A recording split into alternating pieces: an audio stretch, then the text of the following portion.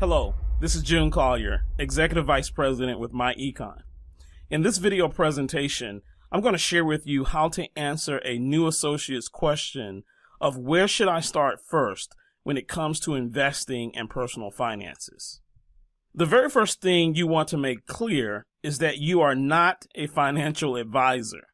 You are not licensed to make any investment recommendations to include stock picks, mutual fund selections, or any other investment. The verbiage that you will want to use should be something similar to this. I am not a financial advisor.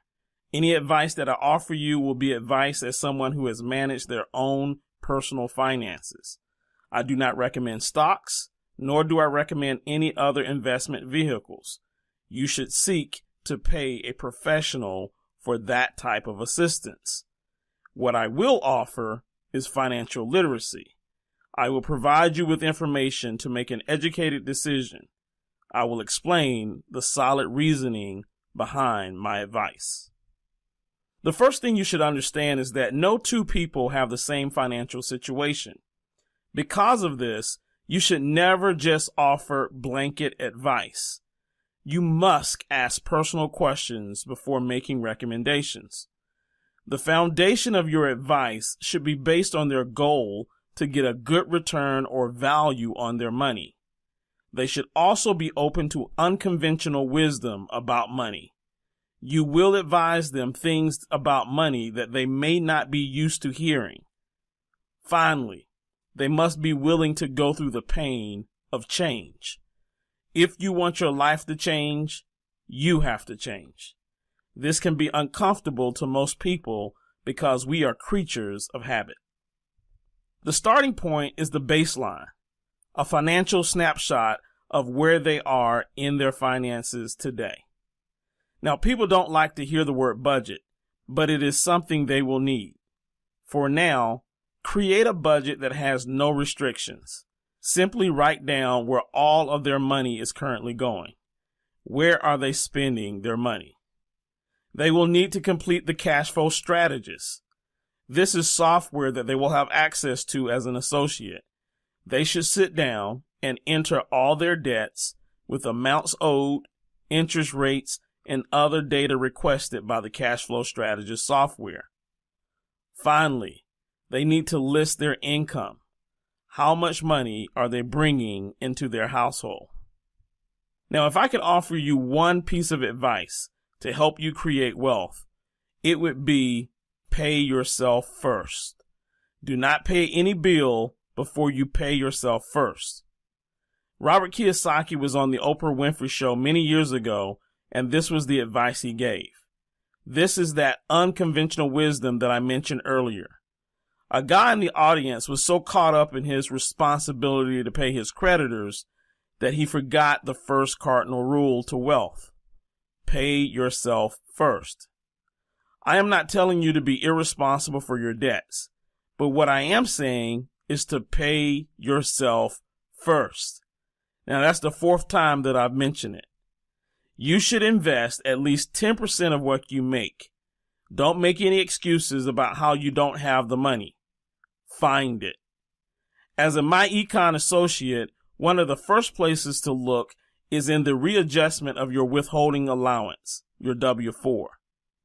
Next, you might want to check places to save such as your cable, your cell phone, eating out, entertainment, insurance, and yes, your automobile.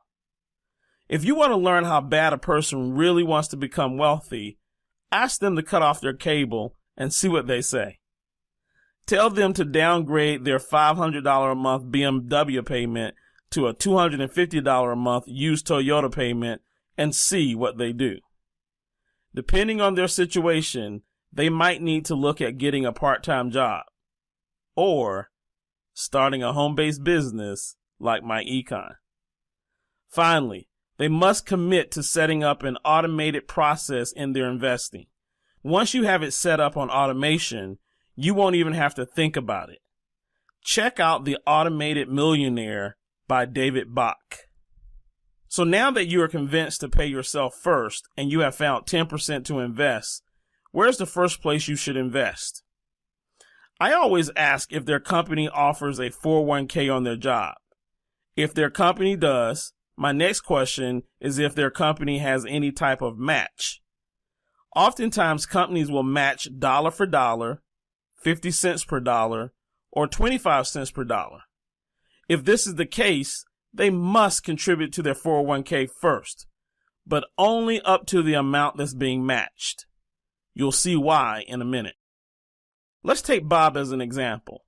His company offers a 100% match on the first 6% of Bob's yearly income. Bob earns $50,000 a year, so 6% of $50,000 is $3,000. That's a biweekly contribution of $115.38. At the end of the year, Bob has invested $3,000 into his 401k, and his company has matched it with another $3,000.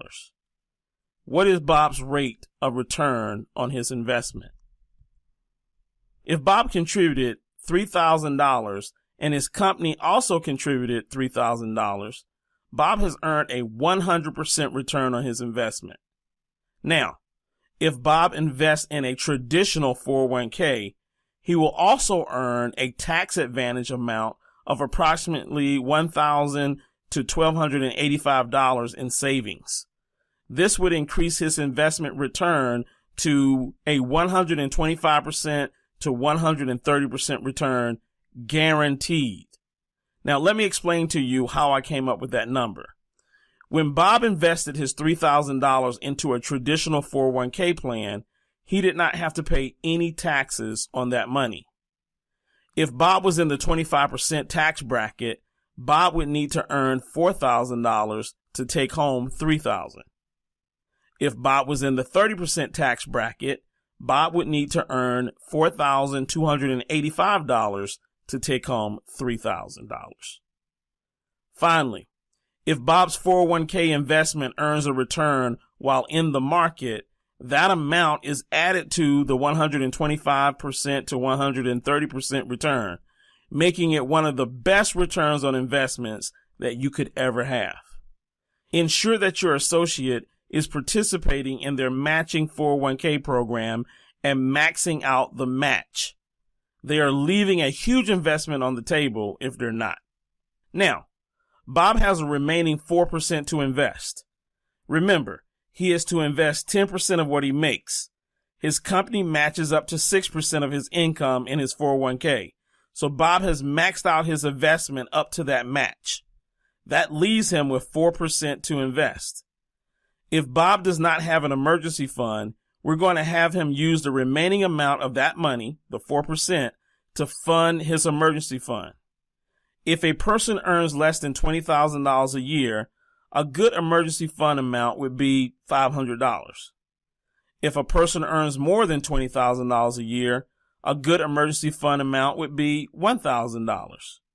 And if a person is approaching the yearly earnings of 6 figures or greater, they might want to look at even more for their emergency fund savings up to, say, $5,000.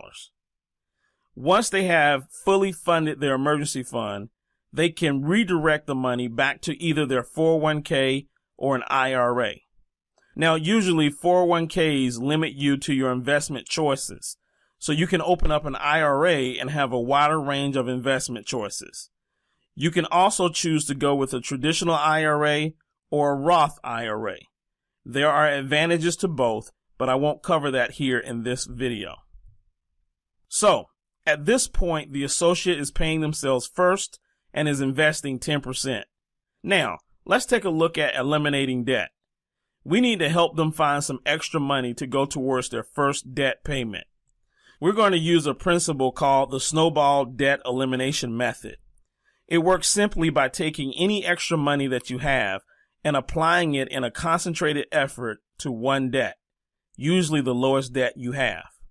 Once that debt is paid off, you roll that entire payment into the next debt and continue with this process until the debt is completely paid. Each time you pay off one debt and roll it into another, the amount of the rollover gets bigger and bigger, thus the snowball debt elimination. To learn more about the snowball debt elimination principle, look it up on Google. The cash flow strategist will automatically figure out what debts you should pay off and how fast it will take you to eliminate your debt. The average person that I've seen has been able to eliminate all of their debt, with the exception of their home mortgage, within a period of 18 to 36 months, depending on how heavily in debt they were. Once you've paid off all your debts, with the exception of your mortgage, you are ready to now build your emergency fund to cover 6 to 12 months of living expenses. Now, before you think this is impossible, understand that we're not asking you to save 6 to 12 months of salary. We're asking you to save 6 to 12 months of living expenses. This is the cost to keep a roof over your head, utilities, food, and gas in your car.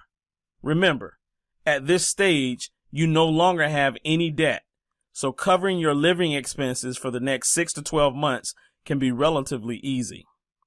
At this time, you might also decide to increase your personal investments by another 5 to 10%, or you might strictly focus on building your 6 to 12 month cushion.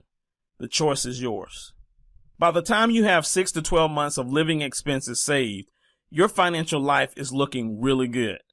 There's no more paycheck to paycheck living, and you have some investments to go along with it. At this point, you will want to maximize your investing. Go back to the cash flow strategist, enter your numbers, and come up with a plan that accommodates your goals for retirement. You can also start living life a little and enjoying yourself. You've got enough disposable income that you can now start paying cash for things like vacations and even other big items such as cars. Be careful not to put yourself back into debt. You are now in the position to pay cash for anything you need. Ladies and gentlemen, this is just a simple approach to creating wealth. Please understand that wealth is not created overnight, but one night you will look up and wealth will be sitting at your doorstep. Follow this proven plan. It doesn't matter where you start out. If you follow this plan, you will discover that you can create the lifestyle of your dreams by practicing common sense financial strategies. Beware. Wealth from get-rich-quick schemes quickly disappears. Wealth from hard work grows over time. Proverbs 13 and 11.